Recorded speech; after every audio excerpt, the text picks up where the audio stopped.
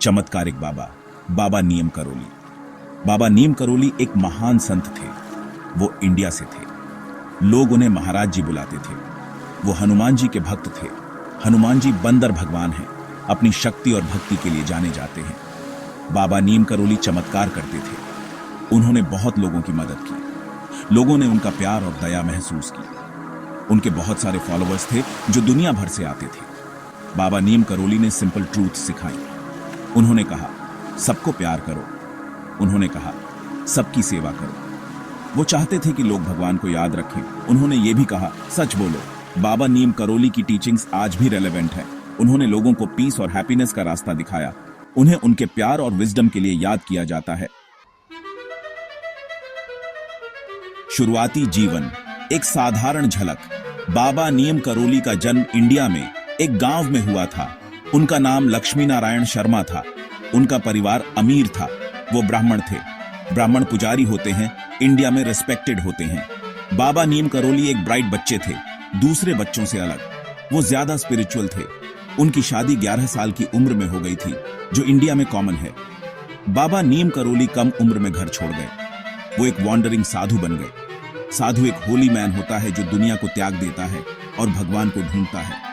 बाबा नीम करोली भगवान को पाना चाहते थे। उन्होंने पूरे इंडिया की यात्रा की।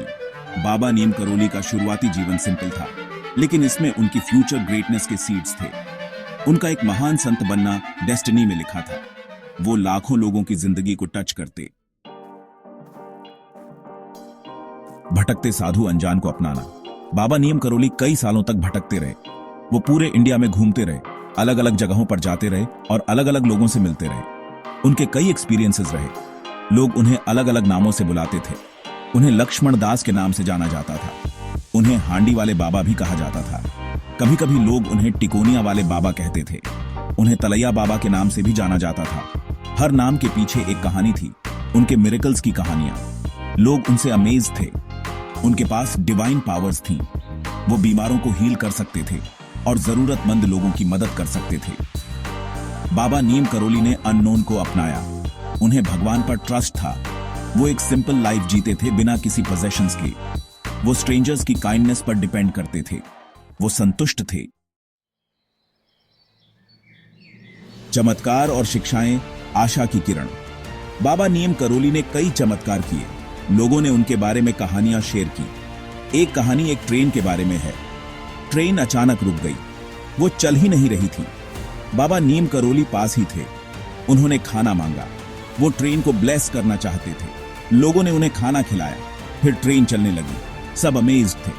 उन्होंने उनके लिए एक मंदिर बनवाया। उन्होंने ट्रेन स्टेशन का नाम उनके नाम पर रखा। उसे नीम करोली कहते हैं। बाबा नीम करोली लोगों को हील भी करते थे।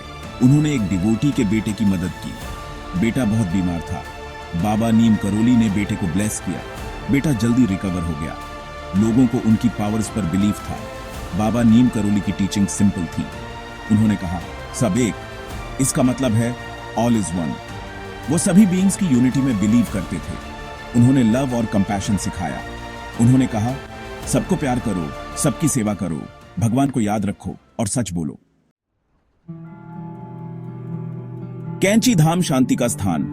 बाबा नीम करोली ने एक आश्रम बनवाया। आश्रम एक स्पिरिचुअल रिट्रीट होता है।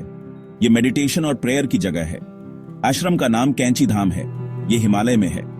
कैंची धाम एक ब्यूटीफुल जगह है। यह पीसफुल और सीरीन है। लोग वहां पीस पाने के लिए जाते हैं।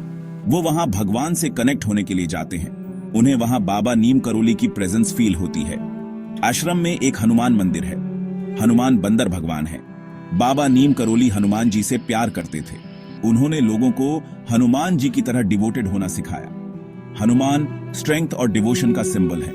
कैंची धाम एक पिलग्रिमेज की जगह है। दुनिया भर से लोग विजिट करते हैं। वो रिस्पेक्ट देने आते हैं। वो ब्लेसिंग्स लेने आते हैं। वो कैंची धाम की पीस एक्सपीरियंस करने आते हैं। पश्चिमी साधक उनकी रोशनी की ओर खींचे गए। बाबा नीम करोली की टीचिंग्स फैल गईं। वो वेस्ट तक पहुंच गईं। अमेरिका में लोगों ने उनके बारे में सुना। वो उनकी टीचिंग्स की ओर अट्रैक्ट हुए। वो स्पिरिचुअल गाइडेंस ढूंढ रहे थे। रामदास उनके डिवोटीज में से एक थे। रामदास एक फेमस स्पिरिचुअल टीचर थे। उन्होंने बी हियर नाउ नाम की एक बुक लिखी। उन्होंने बाबा नीम करोली से सीखा। उन्होंने उनकी टीचिंग्स दुनिया के साथ शेयर की। स्टीव जॉब्स ने भी बाबा नीम करोली से मुलाकात की। स्टीव जॉब्स एप्पल के फाउंडर थे। वो एक विजनरी थे। वो लाइफ में मीनिंग ढूंढ रहे थे। वो खुद को ढूंढने इंडिया गए। मार्क जकरबर्ग ने भी कैंची धाम विजिट किया। मार्क जकरबर्ग फेसबुक के फाउंडर हैं। वो बाबा नीम करोली की टीचिंग से इंस्पायर्ड हुए। उन्होंने कनेक्शन की इंपॉर्टेंस के बारे में सीखा। बाबा नीम करोली का मैसेज वेस्टर्नर्स के साथ रेजोनेट किया। वो ट्रूथ और मीनिंग ढूंढ रहे थे। उन्होंने ये उनकी टीचिंग्स में पाया। वो उनके लव और कंपैशन से टच्ड हुए। स्थायी विरासत, समय से परे प्यार। बाबा नीम करोली ने 1973 में अपना शरीर त्याग दिया, लेकिन उनकी सोल अभी भी जीवित है। उनकी टीचिंग्स आज भी लोगों को इंस्पायर करती हैं। उन्हें उनके लव, कंपैशन और विजडम के लिए याद किया जाता है। उनके डिवोटीज उनकी मेमोरी को अलाइव रखते हैं। वो उनकी टीचिंग्स शेयर करते हैं। वो उनके एग्जाम्पल को फॉलो करते हैं। वो लव और सर्विस में जीने की कोशिश करते हैं। बाबा नीम करोली की लेगेसी टाइमलेस है। उनका मैसेज यूनिवर्सल है। ये कल्चर्स और रिलीजन्स से ऊपर है। ये ह्यूमन हार्ट से जुड़ता है। बाबा नीम करोली ने हमें सबको प्यार करना सिखाया। उन्होंने हमें सबकी सेवा करना सिखाया। उन्होंने हमें भगवान को याद रखना सिखाया। उन्होंने हमें सच बोलना सिखाया। ये सिंपल ट्रूथ्स हैं, लेकिन ये पावरफुल हैं। ये हमारी लाइव्स बदल सकते हैं। ये दुनिया बदल सकते हैं।